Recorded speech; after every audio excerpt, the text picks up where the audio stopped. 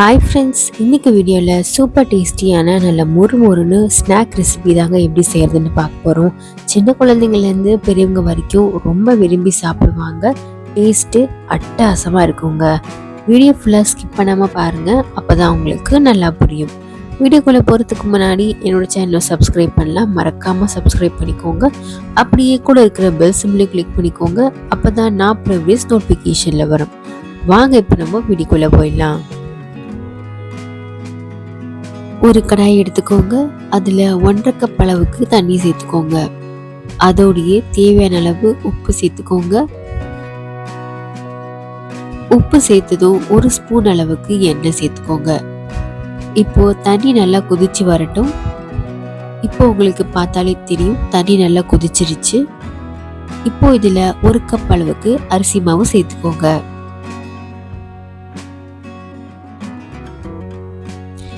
நீங்கள் இதை விட அதிகமான குவான்டிட்டியில் பண்ணுறீங்கன்னா நான் சொல்கிற மெஷர்மெண்ட்ஸ் எல்லாமே அப்படியே டபுள் ஆக்கிக்கோங்க.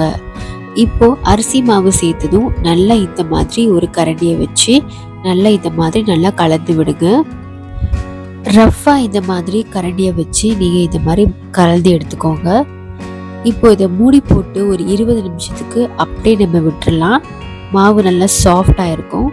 அதுக்கப்புறம் நம்ம கையை வச்சு நம்ம பிசைச்சிக்கலாம். இப்போ இதை 20 நிமிஷத்துக்கு நம்ம இதை மூடி போட்டு அப்படியே இதை மூடி வச்சிடலாம். இப்போ நான் ஸ்டவ் ஆஃப் பண்ணிட்டேன். அதுக்கிடையில் நம்ம இதுக்கு சூப்பரான ஒரு டிப் ரெடி பண்ணிடலாம். ஒரு பவுல் எடுத்துக்கோங்க.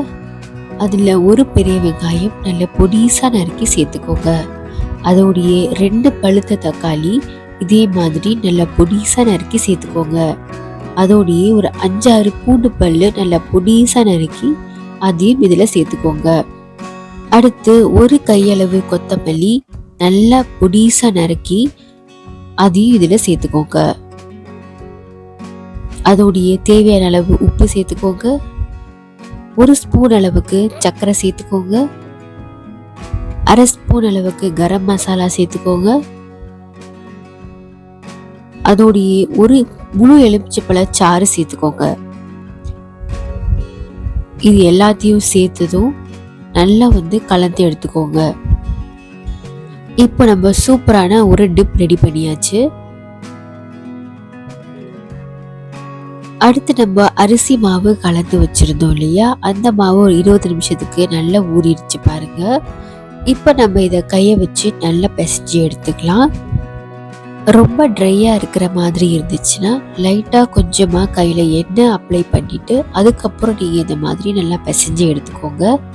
ஒரு சப்பாத்தி மாவு பதத்துக்கு நீங்கள் நல்லா இந்த மாதிரி பிசைஞ்சு எடுத்துக்கோங்க.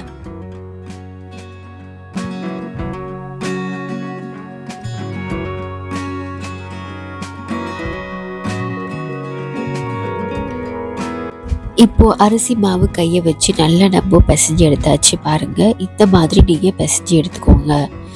இப்போ இதுல இருந்து கொஞ்சம் மாவு எடுத்து ரொட்டி கட்டை அப்படியெல்லாம் இது மாதிரி ஒரு சிலிக்கான் ஷீட் எடுத்துக்கோங்க. இதில் நம்ம வச்சு நம்ம வழக்கமாக நம்ம சப்பாத்திக்கு தேய்ப்போம் இல்லையா, அதே மாதிரி நீங்கள் தேய்ச்சி எடுத்துக்கோங்க. சப்பாத்தி தேய்க்கிறத விட கொஞ்சம் மெலிசாக நீங்கள் தேய்ச்சிக்கோங்க. அப்போ தான் நம்மளுக்கு நல்லா கிறிஸ்பாக வரும்.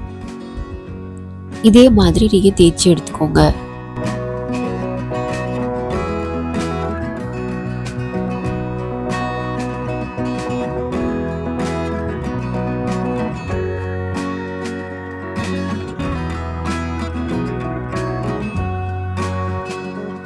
இப்போ சப்பாத்தி விட கொஞ்சம் மெலிசான அளவுக்கு நம்ம தேய்ச்சி எடுத்தாச்சு. அடுத்து ஒரு ஃபோர்க் வச்சு இந்த மாதிரி அங்கங்கே ஒரு சின்ன சின்ன ஹோல் மாதிரி நீங்கள் போட்டுக்கோங்க. பொரிச்சு எடுக்கும்போது உப்பி வராமல் இருக்கும். ஸோ இந்த மாதிரி நீங்கள் அங்கங்கே சின்ன சின்ன ஹோல் மாதிரி ஃபோர்க்கை வச்சு போட்டுக்கோங்க. சைட் பார்ட்லாம் பார்த்தீங்கன்னா கொஞ்சம் அன்ஈவனாக இருக்குது. ஸோ அதெல்லாம் நம்ம கட் பண்ணி எடுத்துடலாம். இப்போ நம்ம கட் பண்ண போகிற ஷேப் பார்த்திங்கன்னா ட்ரையாங்கிள் ஷேப்பில் கட் பண்ண போகிறோம். ஸோ சைட்ஸ் எல்லாம் நம்ம கட் பண்ணிடலாம். நம்ம மிடில் பார்த்திங்கன்னா உங்களுக்கு ஷேப் நல்லா வரும். ஸோ மிடில் பார்ட் மட்டும் நீங்கள் எடுத்துக்கோங்க. இப்போது நீங்கள் இதை விட கொஞ்சம் பெருசாக உங்களுக்கு வேணும்னா மாவு இன்னும் கொஞ்சம் அதிகமாக எடுத்துகிட்டு நீங்கள் தேய்ச்சிங்கன்னா உங்களுக்கு நல்லா பெரிய பெரிய ட்ரையாங்கிள் ஷேப் வரும். இப்போது சைட் பீஸில் நீங்கள் எடுத்துருங்க. அதை திரும்ப அடுத்தது பண்ணும்போது நம்ம யூஸ் பண்ணிக்கலாம். இப்போது சென்டர் பார்ட் மட்டும் எடுத்துட்டு அதில் நம்ம ட்ரையாங்கிள் ஷேப் கட் பண்ண போகிறோம். இப்போ பார்த்தீங்கன்னா நம்ம வந்து இப்போ சென்டர் பார்ட் எடுத்து நைஃபை வந்து நீங்கள் கிராஸாக வச்சு கட் பண்ணிங்கன்னா உங்களுக்கு அழகாக வந்து ட்ரையாங்கிள் ஷேப் கிடச்சிரும். பாருங்கள், சூப்பராக நம்மளுக்கு ட்ரையாங்கிள் ஷேப் கிடச்சிருச்சு. ஸோ இந்த மாதிரி கிராஸாக நம்ம கட் பண்ணும்போது நம்மளுக்கு அழகாக நம்மளுக்கு எல்லாமே ஈவனாக நம்மளுக்கு ட்ரையாங்கிள் ஷேப் கிடைக்கும். ஸோ இதே மாதிரி நம்ம எல்லாத்தையும் நம்ம செஞ்சு எடுத்துக்கலாம்.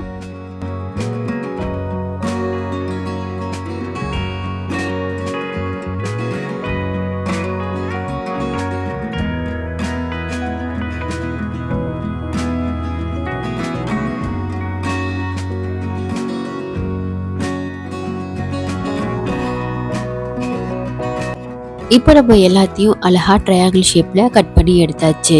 இப்போது எண்ணெயில் சேர்த்து நல்லா கிறிஸ்பாக பொரிச்சு எடுக்க போகிறோம். எண்ணெய் நல்லா சூடாக இருக்குது. இப்போ ஒன்றா சேர்த்து நல்லா கிறிஸ்பாக நம்ம பொரிச்சு எடுத்துக்கலாம்.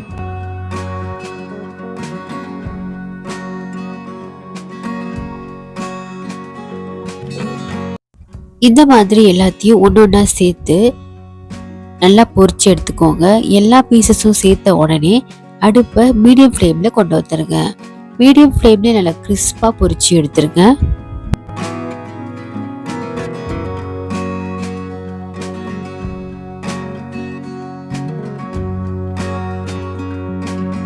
இப்போ பாருங்கள், சூப்பராக கிறிஸ்பாக நம்ம பொரிச்சு எடுத்தாச்சு. கலர் பார்த்தீங்கன்னா ஒயிட்டாகவே தான் இருக்கும், ஆனால் கிறிஸ்பாக பொரிஞ்சு வந்துருச்சு. ஸோ இந்த மாதிரி நீங்களும் நல்லா மொறுமொறுன்னு பொரிச்சு எடுத்து வச்சுக்கோங்க.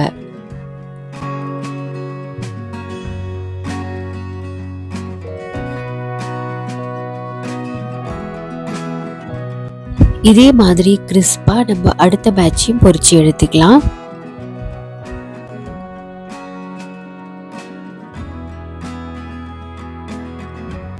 ஸோ ஃப்ரெண்ட்ஸ் பாருங்கள், நம்ம அழகாக பொரிச்சு எடுத்தாச்சு. இப்போ இதில் நம்மளுக்கு பிடிச்சமான மசாலாவை சேர்த்துக்கலாம். நான் இன்னைக்கு சிம்பிளாக தனி மிளகாய் தூள் சேர்த்துக்கிறேன். உங்களுக்கு எவ்வளோ ஸ்பைஸ் வேணுமோ நீங்கள் அவ்வளோ சேர்த்துக்கலாம். அதோடையே அரை ஸ்பூன் அளவுக்கு சாட் மசாலா சேர்த்துக்கிறேன்.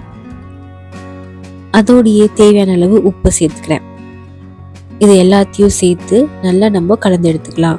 அந்த மசாலா எல்லா சிப்ஸ்லேயும் நல்லா கோட் ஆகிற மாதிரி இந்த மாதிரி நீங்கள் மிக்ஸ் பண்ணி எடுத்துக்கோங்க. இப்போ பார்த்தீங்கன்னா மசாலா வந்து எல்லாத்துலேயும் சூப்பராக அழகாக கோட் ஆயிருச்சு. இப்போ நம்ம இதை சர்வ் பண்ணிடலாம். ஸோ ஃப்ரெண்ட்ஸ் பாருங்கள், நம்ம ஆல்ரெடி இதுக்கு சூப்பரான ஒரு டிப் ரெடி பண்ணியிருந்தோம். தக்காளி, லெமன் ஜூஸ், வெங்காயம், கொத்தமல்லி சேர்த்து சூப்பரான ஒரு டிப் ரெடி பண்ணியிருந்தோம் இல்லையா? அதோட இந்த ஸ்பைசியான சிப்ஸ் வச்சு சாப்பிடும் போது அட்டகாசமான சுவையில் இருக்குங்க. அந்த டிப்பில் பார்த்தீங்கன்னா நல்ல புளிப்பாக வெங்காயத்தோட க்ரன்ச்சினஸோட சாப்பிடும் போது அட்டகாசமாக இருக்கும். ஸோ ஃப்ரெண்ட்ஸ், நீங்களும் இந்த முறுமுறுன்னு ஸ்நாக் ரெசிபி ட்ரை பண்ணி பாருங்கள். எல்லாத்துக்குமே ரொம்ப பிடிக்கும். ட்ரை பண்ணி பார்த்துட்டு எப்படி இருந்துச்சுன்னு கமெண்ட்டில் சொல்லுங்கள். இந்த வீடியோ உங்களுக்கு கண்டிப்பாக யூஸ்ஃபுல்லாக இருந்திருக்கும்னு நினைக்கிறேன். மறக்காம என் சேனலை சப்ஸ்கிரைப் பண்ணிக்கோங்க. பாய்.